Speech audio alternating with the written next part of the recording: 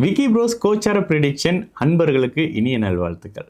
November 17ஆம் தேதியிலிருந்து November 23ஆம் தேதி 2025 வரைக்கும் எந்த மாதிரியான ஒரு கோச்சார நிலை மிதுன ராசிக்காரங்களுக்கு இருக்குது அப்படின்னு பார்த்தீங்கன்னா, ராசிநாதன் ஒரு வகையில் வக்ர நிலையாக இருக்கிறாருங்க. இந்த ராசிநாதன் வக்ர நிலையாக ஆயிட்டாரு அப்படின்னா, நீங்கள் நினைப்பது நினைச்ச மாதிரி நடக்காமல் இருக்கக்கூடிய அமைப்பு. சில இடங்களில் எந்த மாதிரியான விஷயங்களில் நீங்கள் இறங்கினாலும் ஒரு மாதிரி தேக்கம், தடை, தாமதங்கள் இருக்கக்கூடிய ஒரு அமைப்பாக இருக்கும். இந்த வாரம் அந்த அமைப்பு தாங்க. அப்படியே இந்த வாரத்தில் என்னங்க இதில் இறங்கினாலும் ஒரு மாதிரி டல்லாக இருக்குது, ஒரு நல்ல ஒரு பதில் சொல்ல மாட்டாங்க அப்படின்றது வார முற்பகுதியில் இருக்க ஆரம்பிக்குங்க. அப்போ முதல் பாதி ஒரு மாதிரியான சுமாரான அமைப்பு இருக்கும்.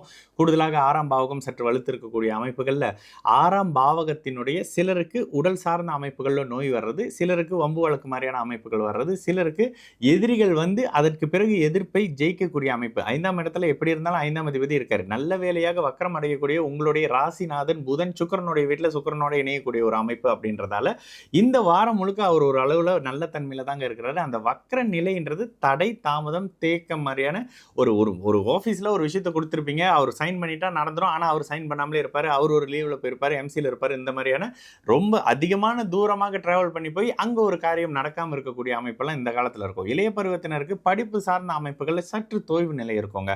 நீங்களே வந்து படிப்பு அமைப்புகளில் ஒரு மாதிரி நல்ல விஷயம் எதிர்பார்த்துக்கிட்டு இருக்கீங்க அப்படின்னு நினச்சிங்கன்னா இந்த காலகட்டம் சற்று அப்படி சுணக்கமாக இருக்கக்கூடிய ஒரு காலகட்டம்.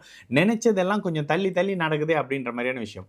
சிலருக்கு 5ஆம் அதிபதி 11ஆம் இடத்தோட தொடர்பில் இருக்காரு, 11ஆம் அதிபதி 6ஆம் இடத்தோட தொடர்பில் இருக்காருன்றதுனால அதிர்ஷ்டம் கை கொடுக்கும். இந்த இடத்துல உடனே நீங்கள் கோடீஸ்வரர் ஆயிருவீங்க, அவங்களாயிருவீங்க, இவங்களாயிருவீங்கன்னு சொல்லலை. ஆனால் உங்களுடைய பிறந்த ஜாதகத்தின் அடிப்படையில் சில மிதன ராசிக்காரங்களுக்கு இந்த 5ஆம் பாவகத்தின் அதிர்ஷ்டம் கை கொடுக்கக்கூடிய அமைப்பு அப்படின்னு ஒரு விஷயமும், குழந்தைகள் வழியில் நல்ல தன்மைகள், குழந்தைகளால் அந்தஸ்து கௌரவம் உரையேறக்கூடிய அமைப்பு, குழந்தைகளால் பெருமைப்படக்கூடிய சம்பவங்கள் சில இடங்களில் நடக்கக்கூடிய தன்மை.